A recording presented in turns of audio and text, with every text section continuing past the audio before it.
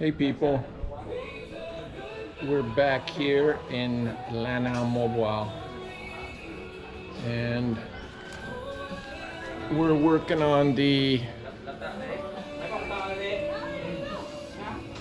monoblock walls and they're getting the electrical in and the plumbing in, and they're working on the roof, the beams for the roof.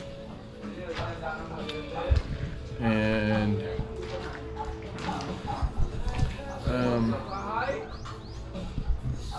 here we are in the living room. There's going to be a big sliding door right here, heavy duty sliding door with security screen, pretty heavy duty security screen. And then here's these windows, but now these windows look small. They're actually going to be bigger. But we're using a lot of this wall here so we don't have to have a beam. So this is 5-inch monoblock with really strong concrete inside. And they're just about up to the roof, and it's straight. I've double checked it with the level, and it's the same here. And the reason they're going to cut these out is because inside they've got the it's a header beam, and it's going to be up to about here, so it's using a little bit of that for the beam.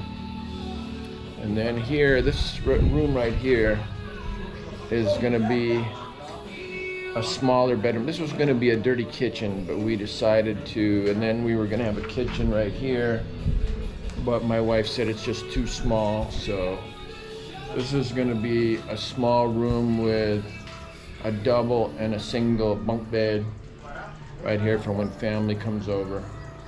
And the downstairs bathroom will be right here with the shower.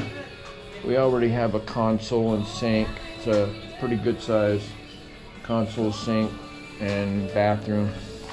And then this is, shall we just call it the mother-in-law's master. So this will be when mom comes to stay with us. There'll be a queen size bed in there. And then there will be the staircase will be over there. And then the patio is out here with this is a 10-foot ceiling right here. And nice big patio out here to sit on with lots of coconut trees and the like. And then I'll show them pouring the monoblock in a little bit. But you can see right here, they have this monoblock set up. They poured a little bit in there, but they will, and then every third row you have a rebar going across the top. So, and then you're tying it in with the dowels on the wall. See here, here's a rebar here. It's tied into the wall.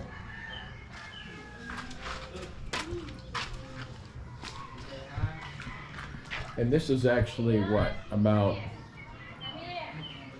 probably around not quite 3 days worth of work. And it's all solid concrete pour. These are just the forms. They're called concrete form blocks. And they contain the concrete inside. But not only that, but their compression strength is about 3,000 psi. So once you have them filled with concrete, they're really strong. I've seen them beaten with sledgehammers. If you hit a hollow block with a sledge, it's gone. Even with rendering on it, they can't take it. There's just no impact strength. So now we'll go upstairs.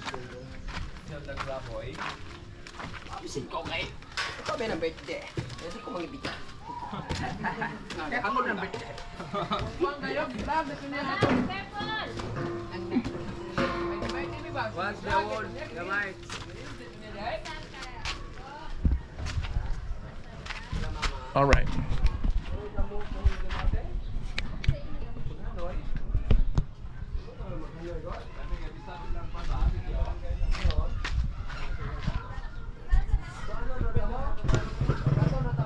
Up there, we're putting in the roof beams.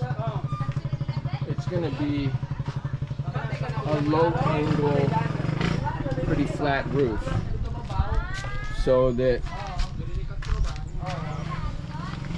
if there was a typhoon or something coming in off the ocean, and everything is going to be double welded, reinforced with extra pieces of angle iron and rebar, and the rebar will be wrapped around the steel, and then the sheet I have is the thickest you can get, so it's going to be strong. Nothing can save it from a 4 or 5 typhoon, but we will hold together as on the smaller ones. And you know, I think there's been one really bad one here in recent history, probably about 7 years ago. So usually they're broken up because this island is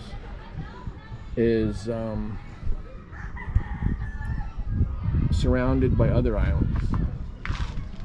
You can see over there Negros is very close, and Negros is a huge island with large mountains, so it blocks a lot of the wind from the typhoon, breaks it apart, so it slows it down. And so we have the roof angling to the back, and there'll be gutters, and in the back here there will be a cistern tank, very large cistern tank down there, because like this year it's supposed to be raining pretty hard now from the monsoons, but soon this year they say, because of, what is it, El Nino or La Nina, whatever, whichever one it is, I forgot, there's going to be a drought later in the year. So even though we have a almost 300-foot deep well that I haven't seen it, last year we had a pretty bad drought, but I never saw it go dry. But I want to be prepared for anything, because I got a lot of plants and trees and water. I need water for keeping everything alive and being able to keep our property green. So I might have 2 huge cistern tanks out there. We probably would have to make it, in a real bad drought, make it through maybe 2 or 3 months worth of really bad weather. Now I've got these golden bamboo, and they're about 2.5 years old, but they're still growing. They'll be up to about the top of the house, and they create a lot of shade on the back side of the house. So that's going to really help cut the electric bill. And I am going to put solar. So we did some adjustments to the rebar and the beam thanks to one of the one of the viewers, and they're really strong.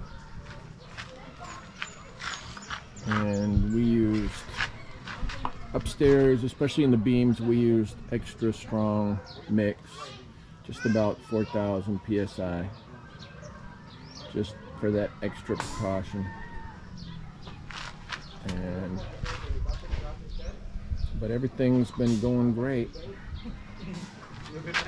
and we're actually not putting a kitchen on the inside of this house. We're going to connect some beams to here, coming down at an angle right here, and it'll be about 10 or 12 foot wide, and we're going to put a veranda kitchen. It'll be enclosed but have big opening windows so you can sit, and then eventually we'll have a pool right here, and you'll be able to look at the property and the mountains, and we'll have, probably gonna have Australorp chickens out here, which are great for killing the termites and other insects, ants. And I just ordered a bunch of citronella. And if you plant citronella around your property, we were just at a resort in, where was that? That was in Palawan,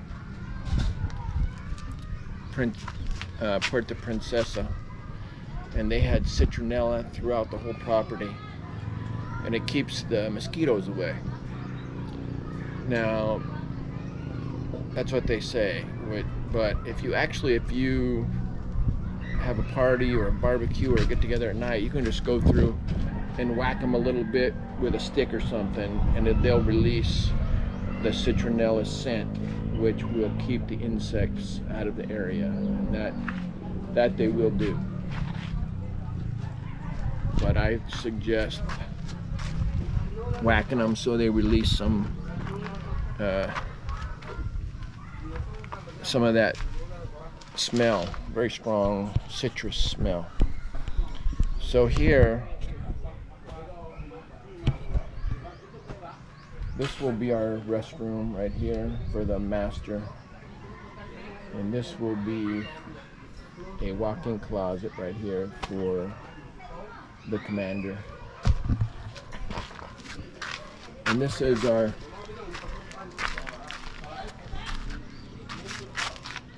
master bedroom right here.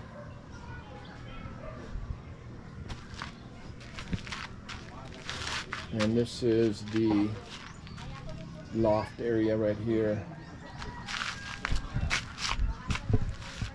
And then the patio.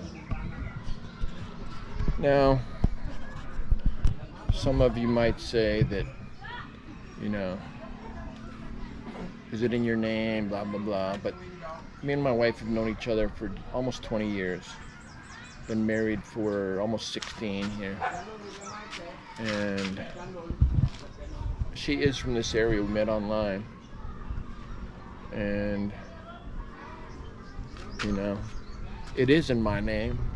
And if something was to happen to her, then I'd have the right to live here the rest of my life. I'm getting a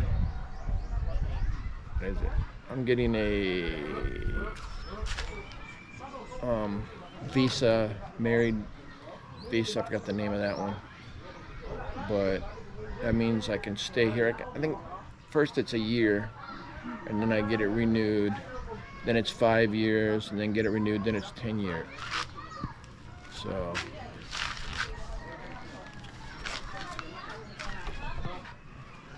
I am not worried about that. My wife's mother was married for quite a few years, and her husband died. She has never even dated or anything, and that's been 20-something years. My wife was just like her. So I'm not worried about that. But you know, this area right here, I recommend it to almost anybody because I see a lot of guys buying like Dumageddon and other areas. Even I see a lot of people, even my mother-in-law, she bought a piece of property in Barilli, which is like farmland over there.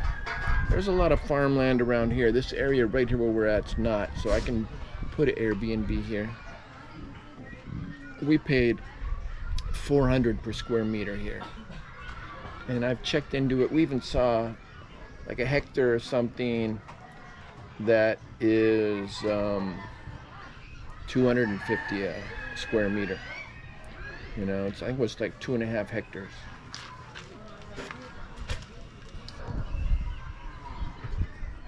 Hey, somebody go latch the gate. Somebody latch the gate so Venus doesn't push her way out of there.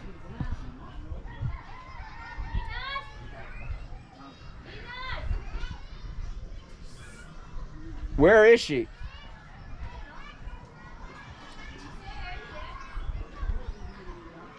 So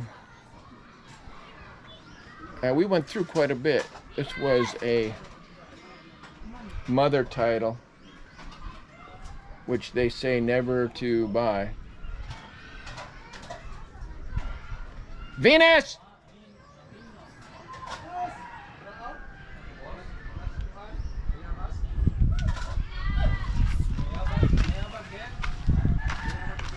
Oh, she's here. Stay, Venus. You know, they say never to buy it, but man, you hit your head here in the Philippines so many times because everything is made for 5 foot to 5'6" people. So no matter where I'm going, I hit my head. So do a lot of my friends. And so we looked at some other, we bought another lot up in the city overlooking the ocean and the city. Beautiful. In fact, we have it for sale, 188 square meters in Liloan in a housing tract. And hey, Ronald, can you go latch the gate?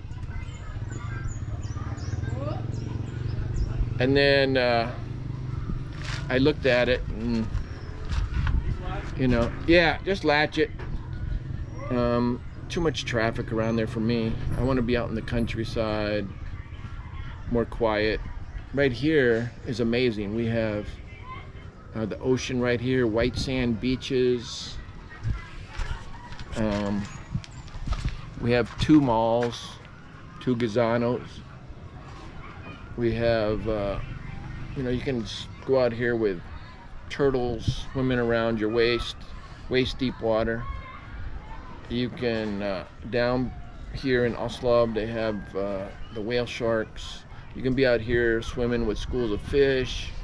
The food here is incredible. You can get almost any kind of food you want. American food. This is the 5th most popular tourist spot in the Philippines. So it's very popular, and I don't know, you guys, if you think about it, any place next to the beach, resorts, you know, like what, Laguna Beach, Florida, Laguna Beach, California, anywhere where there's beaches, resorts, and everything, especially overlooking it all, the value skyrockets.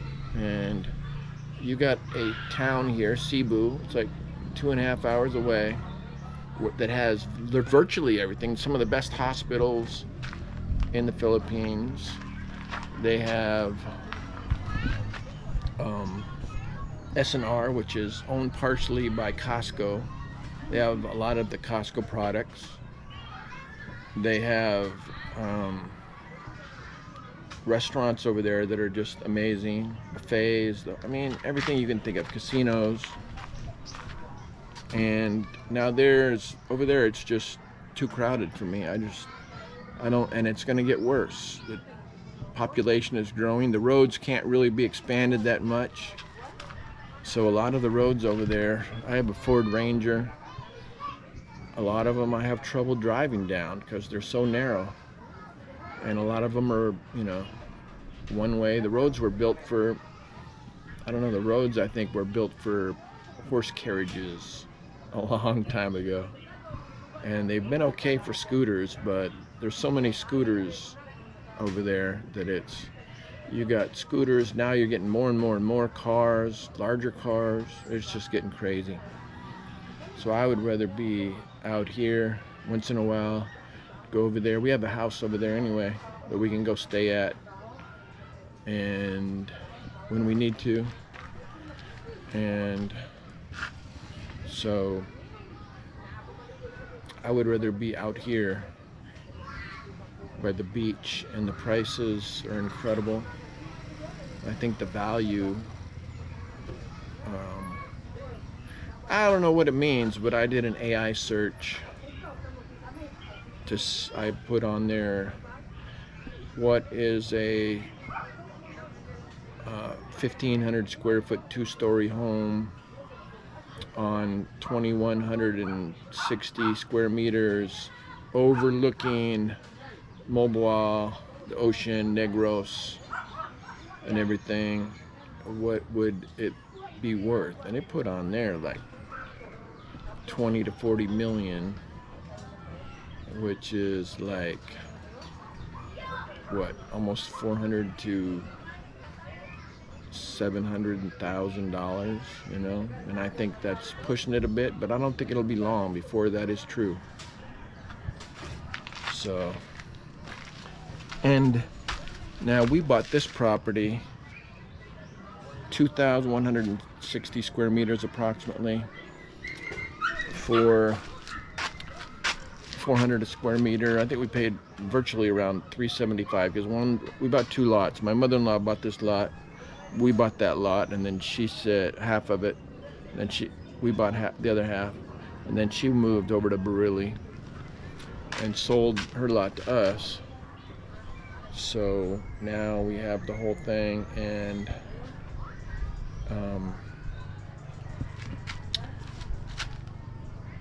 I think we paid like 17,000 American for this whole piece of property here. We put a wall around the whole thing. I think we paid about 7,000 for the wall.